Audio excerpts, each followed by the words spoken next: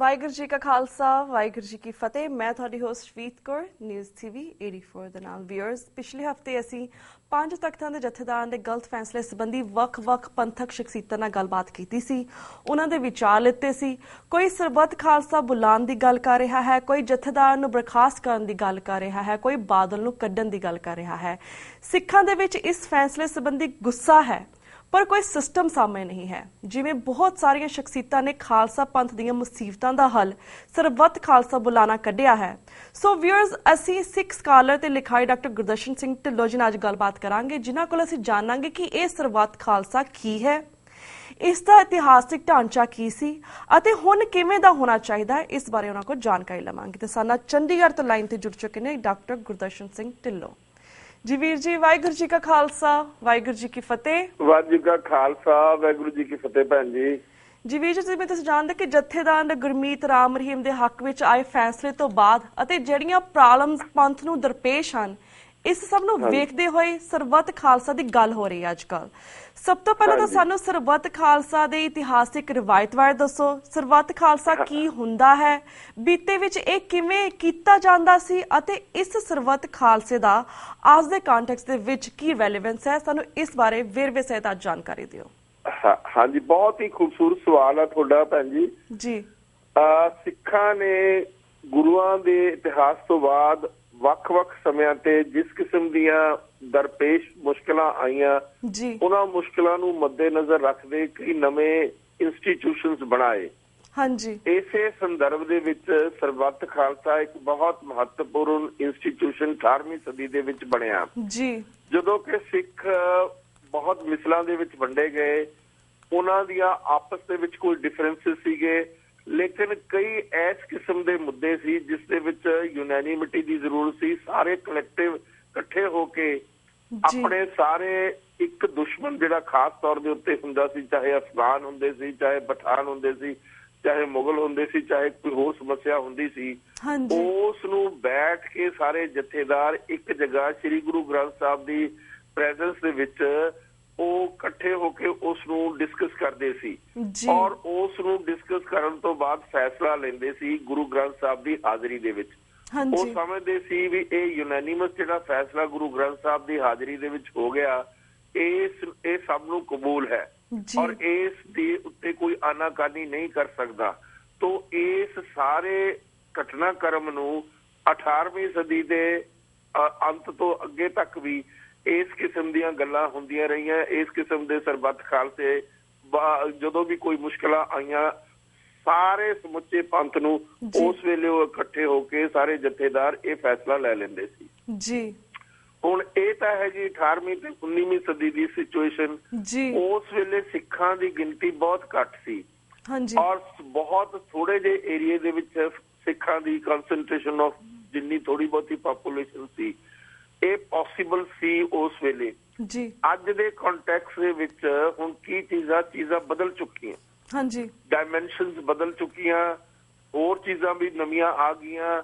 ਫਿਰ ਸਿੱਖ ਸਾਰੇ ਹਿੰਦੁਸਤਾਨ ਦੇ ਵਿੱਚ ਕੰਨਿਆ ਕੁਮਾਰੀ ਤੋਂ ਲੈ ਕੇ ਲੇਹ ਲਦਾਖ ਤੱਕ ਫੈਲੇ ਹੋਏ ਆ। ਉਸ ਤੋਂ ਇਲਾਵਾ ਸਾਰੀ ਦੁਨੀਆ ਦੇ ਵਿੱਚ ਸਿੱਖ ਹੈਗੇ ਆ, ਚਾਹੇ America, Latin America, Australia, Canada, ਦੂਸਰਾ South East Asia, Middle East Asia, सारी दुनिया दे विच सिख जगह ते बैठे है और सिखां दी आबादी 2 करोड़ तो वध आ। तां अज दे संदर्भ दे विच उस किस्म दा इकट्ठ करना पॉसिबल नहीं है। और हुणे पिछे जे जदों इस किस्म दा पंथ दे खिलाफ फैसला जथेदारां ने लिया जी, उस नूं चुप चपीते ਜਿਹੜਾ ਰਾਮ ਰਹੀਮ ਆ ਉਸ ਨੂੰ ਮਾਫ ਕਰ ਦਿੱਤਾ ਗਿਆ। ਇਹ ਇੱਕ ਬਹੁਤ ਹੀ ਘਟੀਆ ਤੇ ਘਿਨਾਉਣੀ ਫੈਸਲਾ ਹੈ ਜਿਸ ਨੇ ਸਿੱਖਾਂ ਦੇ ਹਿਰਦਿਆਂ ਨੂੰ ਬਲੂੰਦਰ ਕੇ ਰੱਖਤਾ। ਸਾਰੀ ਦੁਨੀਆ ਦੇ ਜਿਹੜੇ ਸਿੱਖ ਆ ਉਹ ਬਹੁਤ ਇਸ ਤੋਂ ਦੁੱਖ ਉਹਨਾਂ ਨੂੰ ਦੁੱਖ ਪਹੁੰਚਿਆ ਇਸ ਕਿਸਮ ਦੀ ਹਰਕਤ ਦਾ।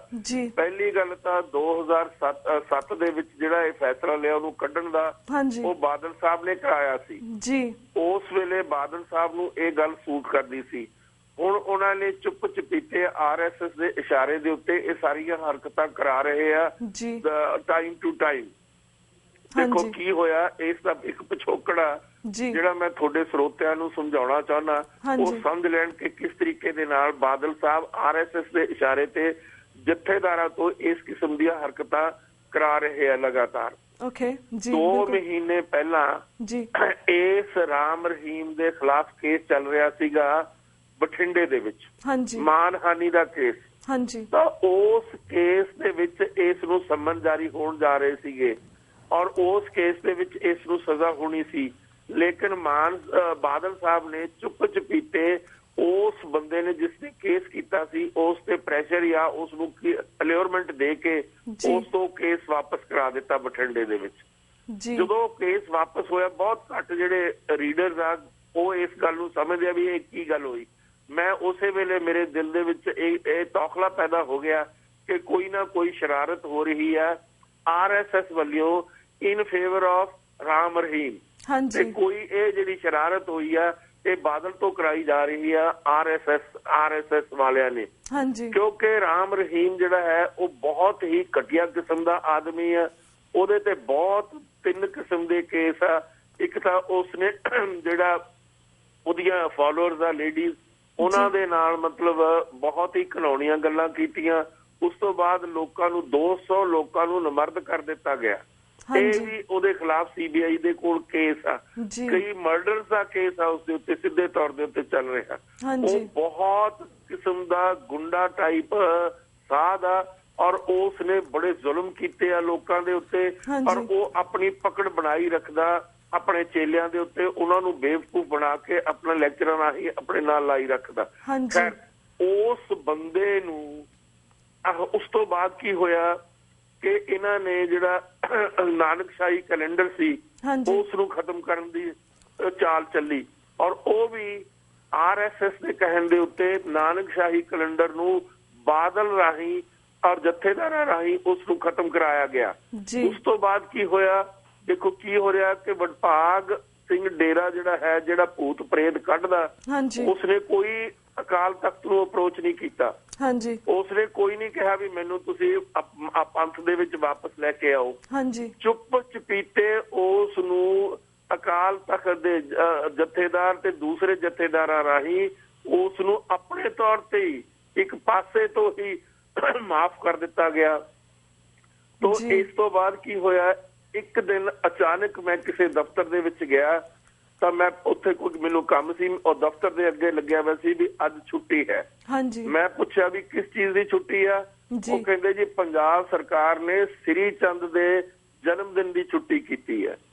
ਸ੍ਰੀ ਚੰਦ ਜਿਸ ਨੂੰ ਗੁਰੂ ਰਾਮਦਾਸ ਨੇ ਪੰਥ ਦੇ ਵਿੱਚੋਂ ਬਾਹਰ ਕੱਢ ਦਿੱਤਾ ਸੀ, ਉਸ ਦੀ ਜਿਹੜੀ ਪ੍ਰਥਾ ਸੀ, ਉਸ ਦੀ ਟ੍ਰੈਡੀਸ਼ਨ ਸੀ, ਉਸ ਨੂੰ ਸਿੱਖਾਂ ਦੇ ਨਾਲ ਸਿੱਖ ਮੇਨ ਸਟ੍ਰੀਮ ਤੋਂ ਬਾਹਰ ਕੱਢ ਦਿੱਤਾ ਗਿਆ ਸੀ। ਹੁਣ ਅਚਾਨਕ ਸ੍ਰੀ ਚੰਦ ਨੂੰ ਵਾਪਸ ਲਿਆਂਦਾ ਜਾ ਰਿਹਾ RSS ਦੇ ਕਹਿਣ ਤੇ।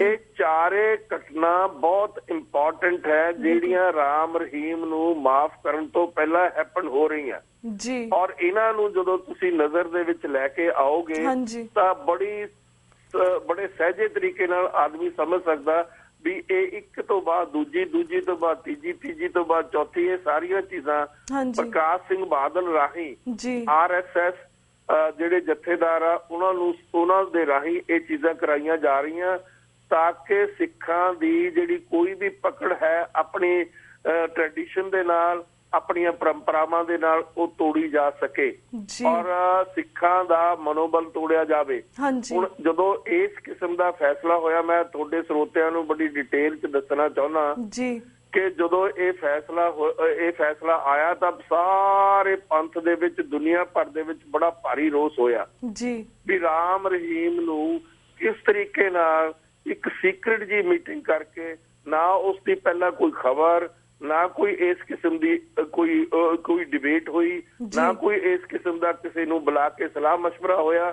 ਚੁੱਪ ਚਪੀਤੇ ਖਬਰ ਆ ਗਈ ਕਿ ਜਥੇਦਾਰਾਂ ਨੇ ਉਸ ਨੂੰ ਮਾਫ ਕਰ ਦਿੱਤਾ ਹੈ।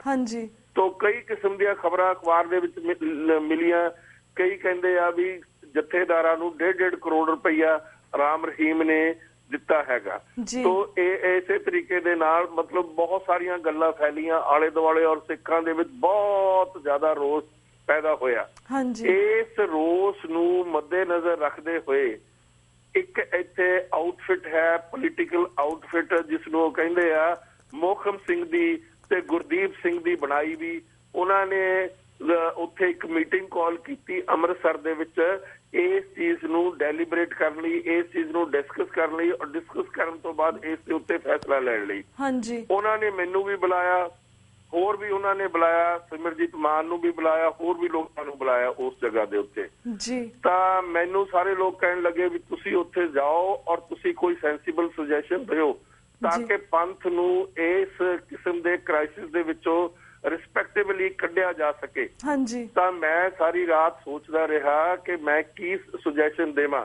ਤਾਂ ਮੈਨੂੰ ਇਹ ਪ੍ਰਮਾਤਮਾ ਕਨਿਓ, ਗੁਰੂ ਕਨਿਓ ਇਸ ਕਿਸਮ ਦਾ ਖਿਆਲ ਆਇਆ ਕਿ ਜੇ ਜਿਹੜਾ ਸਰਬੱਤ ਖਾਲਸਾ ਆਨਲਾਈਨ ਬੁਲਾਇਆ ਜਾਵੇ ਤਾਂ ਮੈਂ ਉਸ ਨੂੰ ਲੈ ਕੇ ਉੱਥੇ ਅੰਮ੍ਰਿਤਸਰ ਦੇ ਵਿੱਚ ਪਹੁੰਚਿਆ। ਤਾਂ ਜਦੋਂ ਮੈਂ ਅੰਮ੍ਰਿਤਸਰ ਦੇ ਵਿੱਚ ਪਹੁੰਚਿਆ ਉਸ ਮੀਟਿੰਗ ਦੇ ਵਿੱਚ ਮੈਂ ਉਹਨਾਂ ਨੂੰ ਸੁਝਾਅ ਦਿੱਤਾ ਵੀ ਦੋ ਚੀਜ਼ਾਂ ਹਨ, ਇੱਕ ਹੈ ਸ਼੍ਰੀ ਅਕਾਲ ਤਖਤ ਸਾਹਿਬ, ਦੂਸਰਾ ਹੈ ਅਕਾਲ ਤਖਤ ਦਾ ਕੇਅਰ ਟੇਕਰ, ਜਿਹੜਾ ਜਿਸ ਨੂੰ ਅਸੀਂ ਜਥੇਦਾਰ ਕਹਿੰਦੇ ਆ। ਉਹ ਜਥੇਦਾਰਾਂ ਤੋਂ ਅਨੇਕਾਂ ਪਹਿਲਾਂ ਵੀ ਗਲਤੀਆਂ ਹੋਈਆਂ ਜਿਸ ਤਰੀਕੇ ਨਾਲ ਪ੍ਰੋਫੈਸਰ ਗੁਰਮੁਖ ਸਿੰਘ ਨੂੰ ਕੱਢਿਆ ਗਿਆ ਪੰਥ ਦੇ ਵਿੱਚੋਂ, ਇਸੇ ਤਰੀਕੇ ਨਾਲ ਜਿਹੜੇ ਜਥੇਦਾਰਾਂ ਨੇ ਉਸ ਵੇਲੇ ਅੰਗਰੇਜ਼ਾਂ ਦੇ ਇਨਫਲੂਐਂਸ ਦੇ ਵਿੱਚ ਜਿਹੜੇ ਗੁਰਦੀਪ ਸਿੰਘ ਜੀ ਨੂੰ ਕੱਢਿਆ ਗਿਆ ਸੀ, ਕਾਮਾ ਗੱਟਾ ਮਾਰੂ ਵਾਲਿਆਂ ਨੂੰ, ਔਰ ਇਸੇ ਤਰੀਕੇ ਦੇ ਨਾਲ ਉਹਨਾਂ ਨੇ ਜਿਹੜੇ ਸਾਡੇ ਗਦਰੀ ਬਾਬੇ ਸੀ ਉਹਨਾਂ ਨੂੰ ਬਾਹਰ ਕੱਢਿਆ। ਇਸ ਕਿਸਮ ਦੇ ਨਾਲ ਹੀ ਉਹਨਾਂ ਨੇ ਸਿਰੋਪਾਲ ਦਿੱਤਾ ਸੀਗਾ ਜਿਹੜਾ ਡਾਇਰ ਸੀ, ਜਨਰਲ ਡਾਇਰ, ਜਿਸਨੇ ਗੋਲੀਆਂ ਚਲਾਈਆਂ ਸੀ ਜਲਿਆਂਵਾਲੇ ਬਾਗ ਦੇ ਵਿੱਚ। ਇਸ ਕਿਸਮ ਦੀਆਂ ਕੁਤਾਹੀਆਂ ਇਹ ਜਿਹੜੇ ਕੇਅਰ ਟੇਕਰ ਆ ਇਹਨਾਂ ਨੇ ਬਾਰ-ਬਾਰ ਕੀਤੀਆਂ ਔਰ ਇਹਨਾਂ ਨੇ ਸ਼੍ਰੀ ਅਕਾਲ ਤਖਤ ਸਾਹਿਬ ਦੀ ਜਿਹੜੀ ਸ਼ਾਨ ਆ ਉਸ ਨੂੰ ਨੀਚਾ ਕੀਤਾ ਇਸ ਕਿਸਮ ਦੇ ਫੈਸਲਿਆਂ ਨਾਲ। ਤੋ ਇਹਨਾਂ ਦੀ ਕੋਈ ਬਹੁਤ ਵੱਡੀ ਰੋਲ ਨਹੀਂ ਹੈ ਸਿੱਖ ਪੰਥ ਦੇ ਵਿੱਚ, ਤੋ ਇਹਨਾਂ ਨੂੰ ਨਕਾਰਨਾ ਚਾਹੀਦਾ। ਮੈਂ ਉੱਥੇ ਗੱਲ ਕਹੀ ਵੀ ਅਕਾਲ ਤਖਤ ਸੁਪਰੀਮ, ਅਕਾਲ ਤਖਤ ਦੀ ਰਿਸਪੈਕਟ ਹਾਈਐਸਟ ਆ ਸਿੱਖਾਂ ਦੇ ਵਿੱਚ, ਨਾ ਕਿ ਅਕਾਲ ਤਖਤ ਦੇ ਜਥੇਦਾਰਾਂ ਦੀ।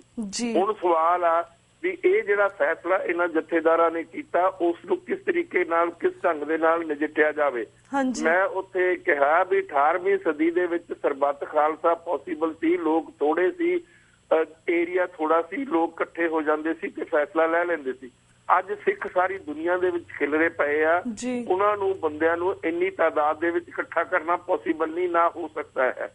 ਤੋ ਇਸ ਸੰਦਰਭ ਦੇ ਵਿੱਚ ਤੁਸੀਂ ਆਨਲਾਈਨ 20 ਲੱਖ 30 ਲੱਖ 40 ਲੱਖ 50 60 ਲੱਖ ਸਿਗਨੇਚਰ ਲੈ ਕੇ ਇੱਕ ਪਟੀਸ਼ਨ ਦਿਓ ਸ਼੍ਰੀ ਅਕਾਲ ਤਖਤ ਨੂੰ, ਨਾ ਕਿ ਅਕਾਲ ਤਖਤ ਦੇ ਜਥੇਦਾਰ ਨੂੰ। ਔਰ ਉਸ ਪਟੀਸ਼ਨ ਦੇ ਵਿੱਚ ਤੁਸੀਂ ਸਿੱਧੇ ਤੌਰ ਦੇ ਉੱਤੇ ਲਿਖੋ ਵੀ ਇਹ ਪੰਜੇ ਜਿਹੜੇ ਜਥੇਦਾਰ ਹੈਗੇ ਜਿਨ੍ਹਾਂ ਨੇ ਇਹ ਫੈਸਲਾ ਕੀਤਾ ਰਾਮ ਰਹੀਮ ਦੇ ਉੱਤੇ, ਇਹਨਾਂ ਨੂੰ ਬਰਖਾਸਤ ਕੀਤਾ ਜਾਂਦਾ। ਔਰ ਦੂਸਰੇ ਪਾਸੇ ਜਿਹੜਾ ਪ੍ਰਕਾਸ਼ ਸਿੰਘ ਬਾਦਲ ਆ ਉਸ ਨੂੰ ਪੰਥ ਵਿੱਚੋਂ ਛੇਕਿਆ ਜਾਂਦਾ। ਔਰ ਇਹ ਜੇ ਤੁਸੀਂ ਫੈਸਲਾ ਕਰਾ ਦੋਗੇ ਇਸ ਦੇ ਵਿੱਚ ਸਿੱਖਾਂ ਦੀਆਂ ਪੱਗਾਂ ਨਹੀਂ ਲੈਣਗੀਆਂ, ਸਿੱਖਾਂ ਦੇ ਡੰਡੇ ਨਹੀਂ ਪੈਣਗੇ, ਸਿੱਖਾਂ ਨੂੰ ਜੇਲ੍ਹਾਂ ਵਿੱਚ ਨਹੀਂ ਲਿਜਾਇਆ ਜਾਏਗਾ, ਸਿੱਖਾਂ ਨੂੰ ਹੋਰ ਕਿਸਮ ਦੀਆਂ ਔਰ ਲੋਕਾਂ ਨੂੰ ਪਰੇਸ਼ਾਨੀ ਦੇ ਵਿੱਚ ਨਹੀਂ ਪਾਇਆ ਜਾਏਗਾ। ਇਸ ਨਾਲ ਜਿਵੇਂ ਕਹਿੰਦੇ ਨਾ ਪੰਜਾਬੀ ਦੇ ਵਿੱਚ ਸੱਪ ਵੀ ਮਰ ਜਾਏਗਾ, ਡੰਡਾ ਵੀ ਬਚ ਜਾਏਗਾ।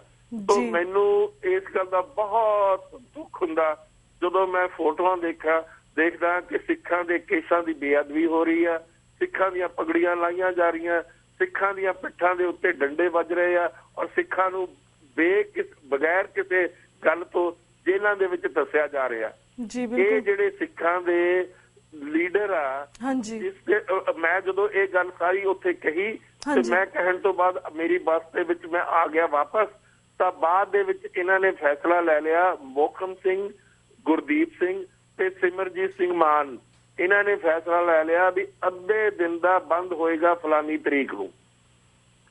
ਤੋ ਮੈਨੂੰ ਬੱਸ ਦੇ ਵਿੱਚ ਆਉਂਦੇ ਨੂੰ ਟੈਲੀਫੋਨ ਮਿਲਿਆ ਵੀ ਉਹਨਾਂ ਨੇ ਤਾਂ ਇਹ ਫੈਸਲਾ ਲੈ ਲਿਆ। ਮੇਰਾ ਦਿਲ ਬਹੁਤ ਤੜਫਿਆ ਇਸ ਗੱਲ ਨੂੰ ਸੁਣ ਕੇ ਵੀ ਕਿਸ ਕਿਸਮ ਦੀ ਗਲਤ ਡਿਸੀਜਨ ਲਿਆ ਗਿਆ ਔਰ ਜਿਹੜਾ ਸਾਰਾ ਰੋਸ ਪੰਥ ਦੇ ਵਿੱਚ ਸਾਰੀ ਦੁਨੀਆ ਦੇ ਵਿੱਚ ਹੈ ਉਸ ਰੋਸ ਨੂੰ ਖਤਮ ਕਰਨ ਦੇ ਲਈ ਜੋ ਸਰਕਾਰ ਚਾਹੁੰਦੀ ਹੈ ਉਹ ਕਰਨ ਦੇ ਲਈ ਇਹਨਾਂ ਨੇ ਇਹ ਦੋਨਾਂ ਧਿਰਾਂ ਨੇ ਇਹ ਫੈਸਲਾ ਲਿਆ, ਮੋਹਕਮ ਸਿੰਘ, ਗੁਰਦੀਪ ਸਿੰਘ ਤੇ ਸਿਮਰਜੀਤ ਸਿੰਘ ਮਾਨ ਨੇ।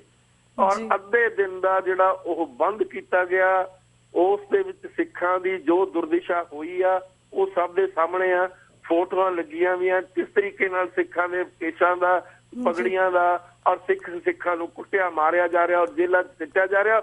ਉਸ ਤੋਂ ਇਲਾਵਾ ਜਿਹੜੇ ਲੋਕਾਂ ਨੇ ਸੜਕਾਂ ਤੇ ਜਾਣਾ, ਜਿਹੜੇ ਲੋਕਾਂ ਨੇ ਕੋਈ ਹੋਰ ਬੜੇ ਜ਼ਰੂਰੀ ਕੰਮ ਕਰਨੇ ਆ, ਕਿਸੇ ਦਾ ਕੋਈ ਆਦਮੀ ਬਿਮਾਰ ਆ ਉੱਥੇ ਹਸਪੀਟਲ ਚ ਲਿਜਾਣਾ, ਕਿਸੇ ਨੇ ਵਾਪਸ ਜਾਣਾ, ਕਿਸੇ ਨੇ ਫਲਾਈਟ ਲੈਣੀ ਹੈ, ਕਿਸੇ ਨੇ ਹੋਰ ਜਗ੍ਹਾ ਜਾਣਾ, ਵਿਆਹ ਸ਼ਾਦੀਆਂ ਹੋਰ ਗਮਾਂ ਦੇ ਉੱਤੇ ਜਾਣਾ, ਉਹ ਸਾਰੇ ਕੰਮ ਠੱਪ ਕਰ ਦਿੱਤੇ ਗਏ।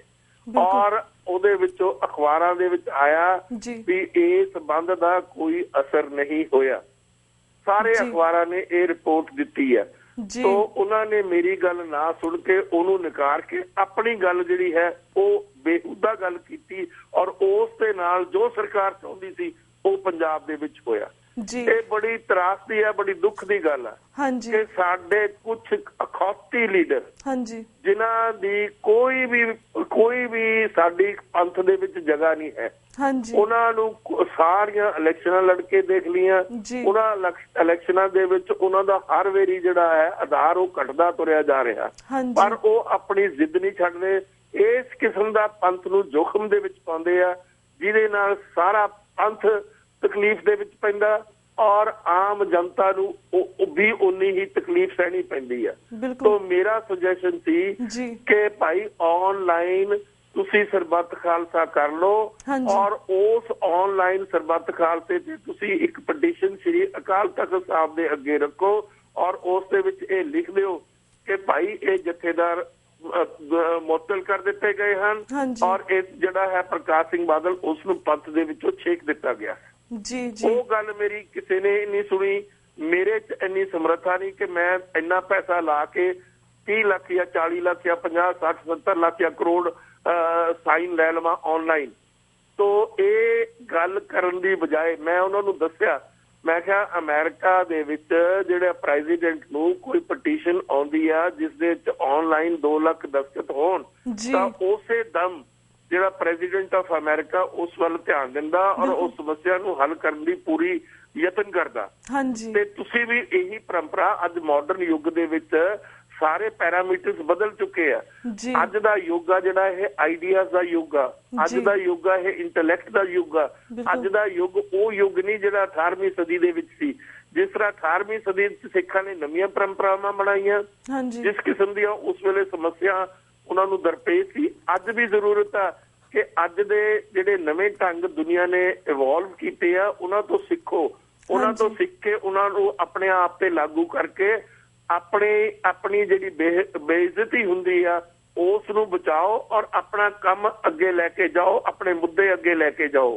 ਤੋ ਸਾਡੀ ਕੌਮ ਦੇ ਵਿੱਚ ਜਿਹੜੇ ਅਨਪੜ੍ਹ ਲੀਡਰ, ਜਿਹੜੇ ਬੇਵਕੂਫ ਲੀਡਰ ਉਹ ਪੂਰਾ ਕਬਜ਼ਾ ਕਰੀ ਬੈਠੇ ਆ, ਉਹ ਪੰਥ ਨੂੰ ਕਿਸੇ ਪਾਸੇ ਚੱਲਣ ਨਹੀਂ ਦਿੰਦੇ। ਤੋ ਇਹਨਾਂ ਹਾਲਾਤਾਂ ਦੇ ਵਿੱਚ ਸਾਡੇ ਵਰਗੇ ਤਾਂ ਜਿਹੜੇ ਲੋਕ ਆ ਆਪਣਾ ਸੁਝਾਅ ਦਿੰਦੇ ਆ ਔਰ ਸੁਝਾਅ ਦੇਣ ਤੋਂ ਬਾਅਦ ਫਿਰ ਉਹ ਦੁਖਾਂਤ ਦੇ ਵਿੱਚ ਪੈ ਜਾਂਦੇ ਆ ਵੀ ਕੀ ਹੋ ਗਿਆ। ਤੋ ਇਸ ਕਿਸਮ ਦੀ ਭੈਣ ਜੀ ਸਿਚੁਏਸ਼ਨ ਸਿੱਖਾਂ ਦੀ, ਇਸ ਕੌਮ ਦੀ ਅੱਜ ਹੋ ਰਹੀ ਆ ਦੁਰਦਸ਼ਾ, ਉਹ ਦੇਖਣ ਵਾਲੀ ਵੀ ਨਹੀਂ। ਉਹ ਸਿਰਫ ਚਿੰਤਾ ਦੇ ਮਾਹੌਲ ਦੇ ਵਿੱਚ ਹੀ ਸਾਨੂੰ ਲੈ ਕੇ ਜਾਂਦੀ ਹੈ। ਤੋ ਅੱਜ ਜ਼ਰੂਰਤ ਆ, ਫਿਰ ਮੈਂ ਕਹਿ ਰਿਹਾ, ਫਿਰ ਮੈਂ ਸੁਝਾਅ ਦੇ ਰਿਹਾ ਤੁਹਾਡੇ ਰਾਹੀਂ ਸਾਰੇ ਪੰਥ ਦੇ ਲੋਕਾਂ ਨੂੰ, ਆਨਲਾਈਨ ਸਰਬੱਤ ਖਾਲਸਾ ਕਰੋ।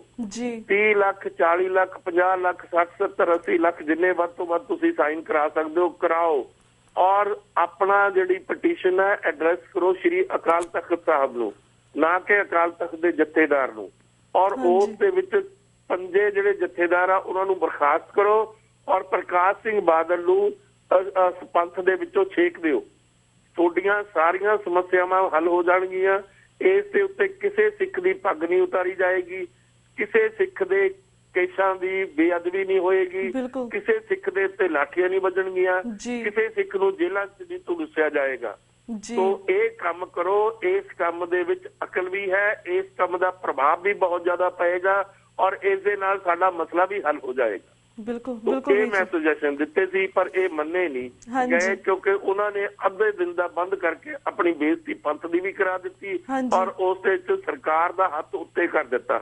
जी जी जी ਤੇ ਵੀਰ ਜੀ ਸਾਡੇ ਕੋਲ 5 ਮਿੰਟ ਰਹਿ ਗਏ ਨੇ ਐਟ ਦੀ ਐਂਡ ਜਿਸ ਤੁਸੀਂ ਬਹੁਤ ਸੋਹਣਾ ਸੁਝਾਅ ਦਿੱਤਾ ਸੁਜੈਸ਼ਨ ਦਿੱਤਾ ਅਸੀਂ ਸਾਰੇ ਚਾਹੁੰਦੇ ਕਿ ਸਰਬੱਤ ਖਾਲਸਾ ਬਣੇ ਤੇ ਲੋਕਾਂ ਦੇ ਸਿਗਨੇਚਰਸ ਹੋਣ ਚਾਹੇ ਆਨਲਾਈਨ ਹੋਣ ਚਾਹੇ ਵੀ ਕਿਤੇ ਬੈਠ ਕੇ ਵੀ ਗੱਲਬਾਤ ਕਰ ਸਕਦੇ ਆ ਪਰ ਜਿਸ ਤੁਸੀਂ ਗੱਲ ਕੀਤੀ ਕਿਸ ਤਰ੍ਹਾਂ ਸਾਡਾ ਜਿਹੜਾ ਤਖਤ ਹੈ ਡਾਇਰੈਕਟਲੀ ਇਨਡਾਇਰੈਕਟਲੀ ਆਰਐਸਐਸ ਦੇ ਕਬਜ਼ੇ ਦੇ ਵਿੱਚ ਹੈ ਸਾਰੇ ਜਥੇਦਾਰ ਕਬਜ਼ੇ ਦੇ ਵਿੱਚ ਹੈ ਪੰਜਾਬ ਸਰਕਾਰ ਕਬਜ਼ੇ ਦੇ ਵਿੱਚ ਹੈ ਕਿਸ ਤਰ੍ਹਾਂ ਰਾਮ ਰਹੀਮ ਨੂੰ ਮਾਫ ਕਰ ਦਿੱਤਾ ਕ੍ਰਿਮੀਨਲ ਬੈਕਗ੍ਰਾਉਂਡ ਬੰਦੇ ਨੂੰ ਬਿਨਾਂ ਸੋਚੇ ਸਮਝੇ ਇਹਨਾਂ ਨੇ ਕਿਸ ਤਰ੍ਹਾਂ ਇੱਕਦਮ ਅੱਖਾਂ ਮੀਚ ਕੇ ਮਾਫ ਕਰ ਦਿੱਤਾ ਇਸ ਕਾਫੀ ਸਾਰੀਆਂ ਹੋਰ ਵੀ ਵਾਰਦਾਤਾਂ ਸਾਹਮਣੇ ਆਈਆਂ ਨੇ ਜਿਸ ਤੋਂ ਪਤਾ ਲੱਗਾ ਕਿ ਸਾਡੇ ਜਿਹੜੇ ਤਖਤ ਨੇ ਇਹਨਾਂ ਜਥੇਦਾਰ ਨੇ ਇਹ ਕਬਜ਼ੇ ਦੇ ਵਿੱਚ ਆ ਪਰ ਜਿਸ ਤੁਸੀਂ ਗੱਲ ਕੀਤੀ ਹੈ ਸਰਬੱਤ ਖਾਲਸਾ ਦੀ ਆਨਲਾਈਨ ਦੀ ਹੋਰ ਵੀ ਦੱਸਦੇ ਆ ਭੈਣ ਜੀ ਹਾਂਜੀ ਹੁਣ ਇੱਥੇ ਆਮ ਪਾਰਟੀ ਜ਼ੋਰ ਪਕੜ ਰਹੀ ਆ ਜੀ ਆਮ ਪਾਰਟੀ ਦੀ ਅੰਡਰਸਟੈਂਡਿੰਗ ਸਿੱਧੇ ਤੌਰ ਦੇ ਉੱਤੇ ਆਰਐਸਐਸ ਨਾਲ ਹੋ ਚੁੱਕੀ ਆ ਕਿ ਆਮ ਪਾਰਟੀ ਸਰਕਾਰ ਬਣਾਵੇ ਪੰਜਾਬ ਦੇ ਵਿੱਚ ਤਾਂ ਜਦੋਂ ਆਮ ਪਾਰਟੀ ਸਰਕਾਰ ਬਣਾਏਗੀ ਤਾਂ ਸਿੱਧੇ ਤੌਰ ਦੇ ਉੱਤੇ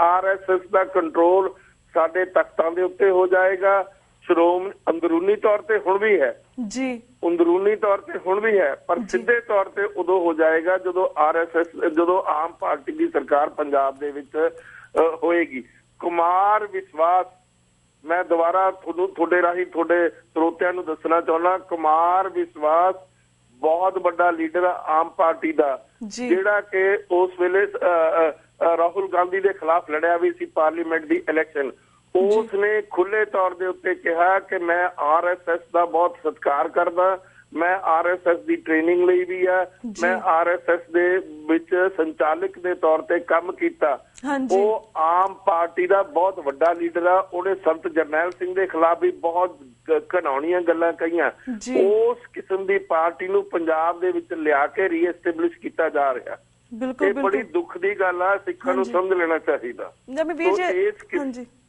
ਅਸੀਂ ਵੀ ਆਪਣੇ ਟੀਵੀ ਰਾਹੀਂ ਲੋਕਾਂ ਨੂੰ ਇਹ ਦੱਸਦੇ ਹੁੰਦੇ ਕਿ ਲਾਈਕ ਕਿਸੇ ਪਾਰਟੀ ਦੇ ਪਿੱਛੇ ਭੱਜਣ ਦੀ ਜਗ੍ਹਾ ਇਹ ਸਭ ਦਾ ਛੁਟਕਾਰਾ ਜਿਹੜਾ ਸਾਨੂੰ ਅੱਜ ਨਜ਼ਰ ਆ ਰਿਹਾ ਉਹ ਜਿਸ ਤਰ੍ਹਾਂ ਤੁਸੀਂ ਗੱਲ ਕੀਤੀ ਸਰਬੱਤ ਖਾਲਸਾ ਹੀ ਸਾਨੂੰ ਨਜ਼ਰ ਆ ਰਿਹਾ ਕਿ ਉਹਦੇ ਹਿਸਾਬ ਨਾਲ ਅਸੀਂ ਫੈਸਲੇ ਲੈ ਸਕਦੇ ਹਾਂ ਪਰ ਮੇਰਾ ਕੁਇਕ ਕੁਐਸਚਨ ਆ ਬਿਕੋਜ਼ ਸਾਡੀ ਜਨਰੇਸ਼ਨ ਆ ਉਹਨਾਂ ਨੂੰ ਸ਼ਾਇਦ ਇਸ ਬਾਰੇ ਇੰਨੀ ਜਾਣਕਾਰੀ ਨਹੀਂ ਸੀ ਜਿਸ ਤਰ੍ਹਾਂ ਤੁਹਾਨੂੰ ਪਹਿਲਾਂ ਵੀ ਬਿਗਿਨਿੰਗ ਵਿੱਚ ਦੱਸਿਆ ਸੀਗਾ ਪਰ ਜਿਸ ਤਰ੍ਹਾਂ ਤੁਸੀਂ ਗੱਲ ਕੀਤੀ ਆਨਲਾਈਨ ਦੀ ਕਿ ਆਨਲਾਈਨ ਸਿਗਨੇਚਰ ਹੋਣੀ ਚਾਹੀਦੀ ਕਿਉਂਕਿ ਕਾਫੀ ਵਾਰ ਜਦੋਂ ਅਸੀਂ ਆਨਲਾਈਨ ਸਿਗਨੇਚਰ ਕੀਤੇ ਸੀਗੇ ਤਾਂ ਸਾਨੂੰ ਪ੍ਰੋਬਲਮ ਜਿਹੜੀਆਂ ਫਿਊਚਰ ਦੇ ਵਿੱਚ ਆਈਆਂ ਸੀ ਉਹ ਸੀਗੀਆਂ ਕਿ ਕਈ ਲੋਕ ਕਹਿੰਦੇ ਸੀ ਕਿ ਫੇਕ signatures are ਜਾਂ ਫਿਰ ਇਹਨਾਂ ਨੂੰ ਮਾਨਤਾ ਦਿੱਤੀ ਗਈ ਸੀ do you think one solution could be like online signature don't you think next solution would be like instead of going to Akal Takht Sahib ਕਿਸੇ ਬਾਹਰ ਦੇ ਕਿਸੇ ਦੇਸ਼ ਦੇ ਵਿੱਚ ਜਿਸ ਤਰ੍ਹਾਂ ਨਨਕਾਣਾ ਸਾਹਿਬ ਉੱਥੇ ਮੀਟਿੰਗ ਕਰ ਸਕਦੇ ਜਿੱਥੇ ਵਿੱਚ ਆਮ ਲੋਕ ਵੀ ਆਣ ਤੇ ਖਾਸ ਲੋਕ ਵੀ ਆਣ ਜਿਸ ਤਰ੍ਹਾਂ ਹਰ ਕੰਟਰੀ ਦੇ ਨੁਮਾਇੰਦੇ ਹਰ ਕੰਟਰੀ ਦੇ ਵਿੱਚੋਂ ਸਿੱਖ ਜਾਂ ਸਟੇਟ ਦੇ ਵਿੱਚੋਂ ਸਿੱਖ ਚੁਣੇ ਜਾਣ ਉਹ ਜਾਣ ਆਪਣੀ ਵੋਟਿੰਗ ਸਿਸਟਮ ਦੇ ਹਿਸਾਬ ਦੇ ਨਾਲ ਇਸ ਤਰ੍ਹਾਂ ਜਥੇਦਾਰ ਆਪਣੇ ਚੂਜ਼ ਕਰਨ don't you think that could be another suggestion ਨਹੀਂ ਉਹਦਾ ਇਹ ਹੈ ਜੀ ਉਹਦੇ ਤੇ ਬਹੁਤ ਖਰਚਾ ਹੋਊਗਾ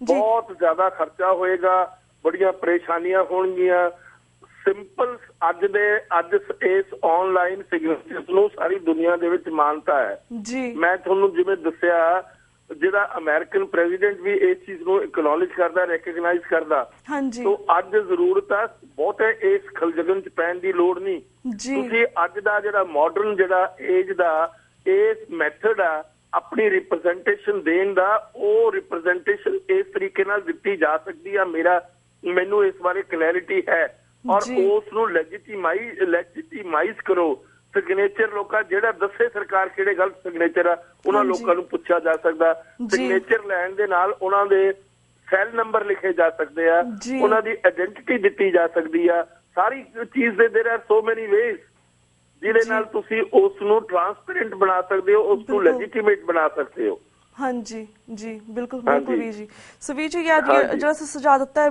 ਬੇਸਿਕਲੀ ਬਹੁਤ ਚੰਗਾ ਸੁਝਾਅ ਹੈ ਇਸ ਬਾਰੇ ਵੱਖ-ਵੱਖ ਸ਼ਖਸੀਅਤਾਂ ਨਾਲ ਗੱਲਬਾਤ ਕਰਾਂਗੇ will try to put it together ਕਿ ਆਉਣ ਵਾਲੇ ਸਮੇਂ ਦੇ ਵਿੱਚ ਸਮਹਾਉ ਵੀ ਪੁੱਟ ਇਟ ਟੁਗੇਦਰ ਤਾਂ ਕਿ ਜਿਹੜੇ ਵੀ ਆਮ ਵੀ ਬੰਦੇ ਨੇ ਆਲ ਓਵਰ ਦਾ ਵਰਲਡ ਉਹ ਵੀ ਇਸ ਚੀਜ਼ ਤੇ ਸਿਗਨੇਚਰ ਕਰਕੇ ਆਪਣੀ ਜਿਹੜੀ ਉਹਨੂੰ ਪ੍ਰੋਬਲਮਸ ਹੈਗੀਆਂ ਜਾਂ ਜਥੇਦਾਰ ਅਕਾਲ ਤਖਤ ਸਾਹਿਬ ਜਾਂ ਕਿਸੇ ਹੋਰ ਪੰਜਾਬ ਦੇ ਵਿੱਚ ਕਾਫੀ ਸਾਰੀਆਂ ਐਸੀ ਪ੍ਰੋਬਲਮ ਫੇਸ ਕਰ ਰਹੇ ਆ ਉਸ ਬਾਰੇ ਵੀ ਗੱਲਬਾਤ ਕਰ ਸਕਦਾ ਆਮ Sikh so thank you so much ਕਿ ਤੁਸੀਂ ਇਸ ਬਾਰੇ ਵੀ ਸਾਨੂੰ ਸੁਝਾਅ ਦਿੱਤਾ Anything else ਵੀਰ ਜੀ ਕਿਉਂਕਿ we have like 30-40 seconds ਰਹਿ ਗਏ ਨੇ anything else ਤੁਸੀਂ ਇਸ ਸਰਬੱਤ ਖਾਲਸਾ ਦੇ ਨਾਲ ਕੁਝ ਐਡ ਕਰਨਾ ਚਾਹੁੰਦੇ ਹੋ before we ਬਸ ਮੈਂ ਇਹੀ ਐਡ ਕਰਨਾ ਚਾਹੁੰਦਾ ਕਿ ਸਰਬੱਤ ਖਾਲਸਾ ਐਡਰੈਸ ਕਰੋ ਸ਼੍ਰੀ ਅਕਾਲ ਤਖਤ ਨੂੰ not to ਜਥੇਦਾਰ ਕੋਈ ਚੀਜ਼ ਨਹੀਂ ਜਥੇਦਾਰ ਜਿਹੜਾ ਹੈ ਦੇਖੋ ਇੱਕ ਪਾਸੇ ਤਾਂ ਤੁਸੀਂ ਕਹਿੰਦੇ ਹੋ ਜਥੇਦਾਰ ਸੁਪਰੀਮ ਆ ਦੂਜੇ ਪਾਸੇ ਜਥੇਦਾਰ ਦੀ ਜਿਹੜੀ ਅਪਾਇੰਟਮੈਂਟ ਅਥਾਰਟੀ ਆ ਉਹ ਸ਼੍ਰੋਮਣੀ ਗੁਰਦੁਆਰਾ ਪ੍ਰਬੰਧਕ ਕਮੇਟੀ ਦੇ ਕੋਲ ਆ। ਜੇ ਜਥੇਦਾਰ ਸੁਪਰੀਮ ਆ ਤਾਂ ਉਸ ਦੀ ਅਪਾਇੰਟਮੈਂਟ ਤੇ ਉਸ ਦੀ ਜਿਹੜੀ ਡਿਸਮਿਸਲ ਆ ਉਹ ਸ਼੍ਰੋਮਣੀ ਗੁਰਦੁਆਰਾ ਪ੍ਰਬੰਧਕ ਕਮੇਟੀ ਕਰਦੀ ਆ।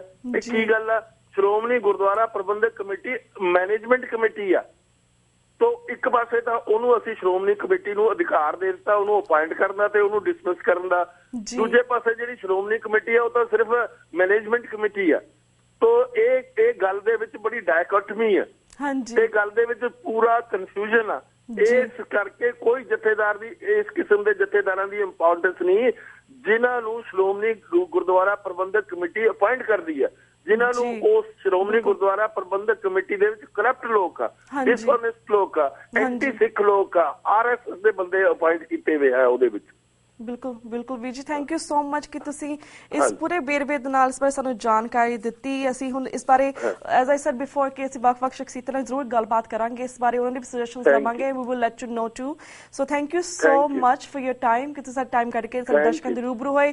ਇਹ ਬਹੁਤ ਹੀ ਚੰਗਾ ਸੁਝਾਅ ਤੁਸੀਂ ਸਾਡੇ ਦਰਸ਼ਕਾਂ ਨੂੰ ਦਿੱਤਾ ਇਸ ਸਭ ਦਾ। ਹੁਣ ਅਸੀਂ ਤੁਹਾਡੇ ਕੋਲ ਵੀਰ ਜੀ ਇਜਾਜ਼ਤ ਲੈਂਦੇ ਹਾਂ।